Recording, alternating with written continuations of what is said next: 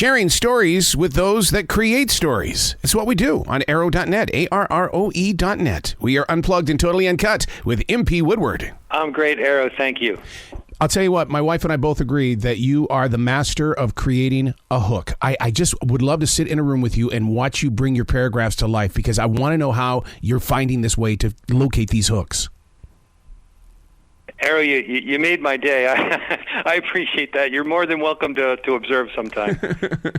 Is it like painting on a canvas? Because I mean, you write it and then you sit back a little bit and then you observe what you're doing. It's funny you should say that, because I am actually an oil painter, and I've been doing that for about 25 years. It's a way that I relax, and it is very much like that. You have to cover a canvas so that there's no white, and you can kind of step back and see what you're looking at, and then you add layers of detail and build it up, as opposed to writing intricate detail right from the beginning. The book is The Handler, Twists, Fractured Love, Darkness, On the Edge. Boy, what's going on inside your head?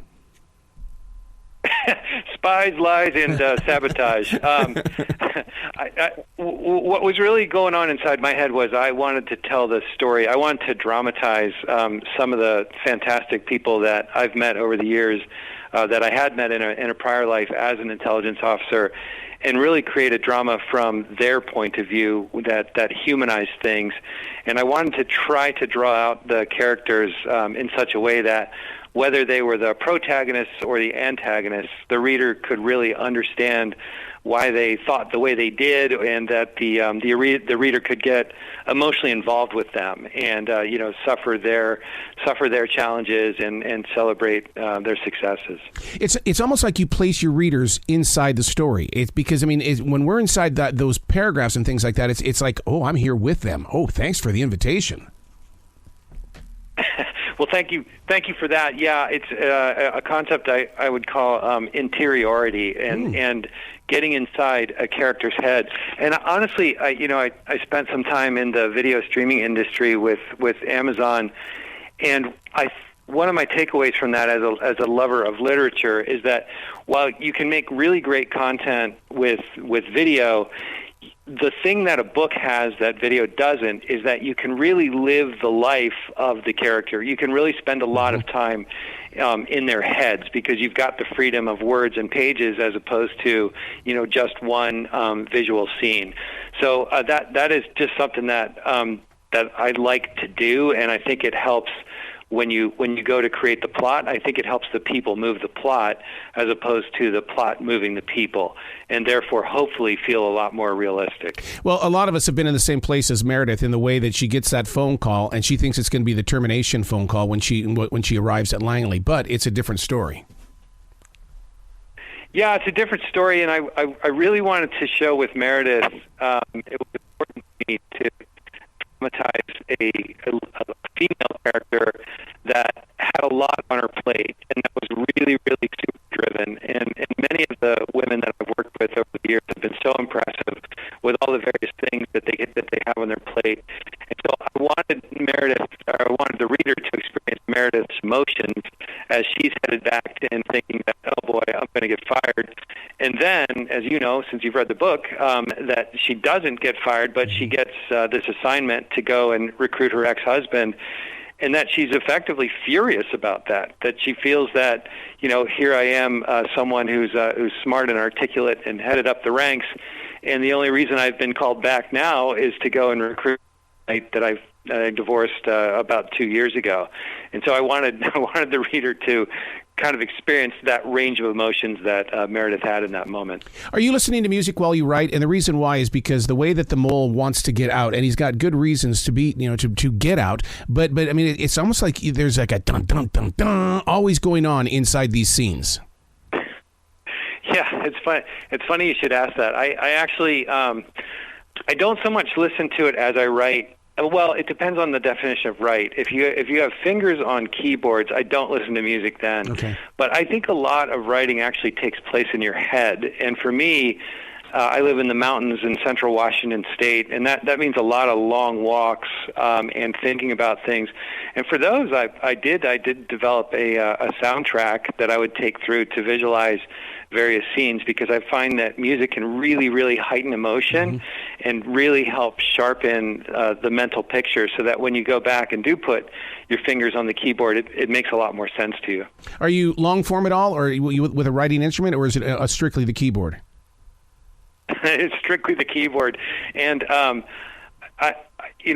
as the book has come out, I've had to sort of like write thank you letters and things like that, and I realized, man, I can barely get through a paragraph with a pen in my hand. I'm so used to the keyboard, and I think that one of the discoveries that at least to me in writing this book is how much you go over chapters and rewrite things. People sort of have a vision that the writer sits down at the typewriter and just bangs it out, and there you go. And for me, it's a matter of layers. I probably didn't even think the book felt complete until about the third draft or so. Yeah, because I do a thing that's called fermenting. I'll put the words together, and then I set it aside for 1 or 2 weeks, and I can come back as the reader and not the writer. That's exactly right, and that process is amazing, isn't it? Yeah. Because you can. I call it the day after test. Right? You actually need a few days, but there's a balance, I think, between if all you ever do is try to get something perfect, then you never move on. Mm-hmm. So for me, it was like, hey, write it ugly, just make the story happen.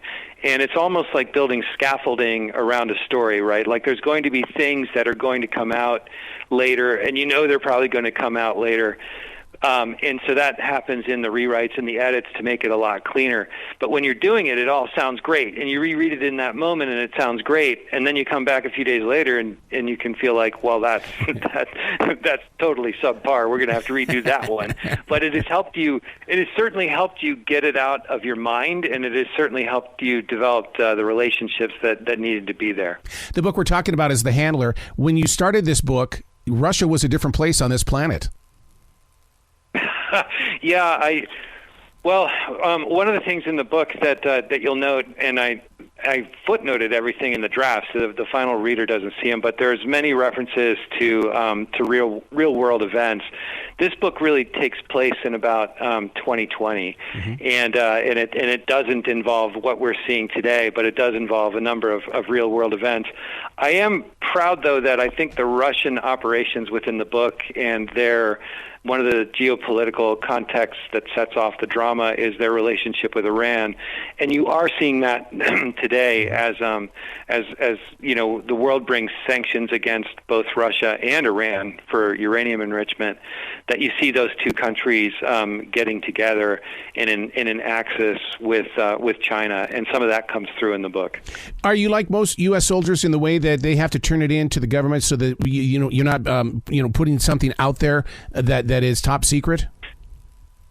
Well, I was very careful to not touch on anything that's classified, and one of the things that has changed in our world is the availability of information. So as a former intelligence officer, I certainly know how intelligence comes together and can portray that in a fictional way among characters. The information itself, though, is generally fictitious. And in our modern world, there is so much of what we call open source intelligence. There are. I mean, even when you're reading, say, the New York Times, and they show a satellite picture in Ukraine of Russian forces, which we see a lot of today, mm-hmm. You'll see that those come from private companies, and those are available to private individuals. Oh, wow. So wherever possible, I tried to use generally available internet technologies that drove the characters, but made it feel like it was some kind of a classified program. Wow. You've got to come back to this show anytime in the future, MP. The door is always going to be open for you. Thank you, Arrow. I would be delighted to do so. You bet. You be brilliant today, okay, sir? Thank you very much, Arrow.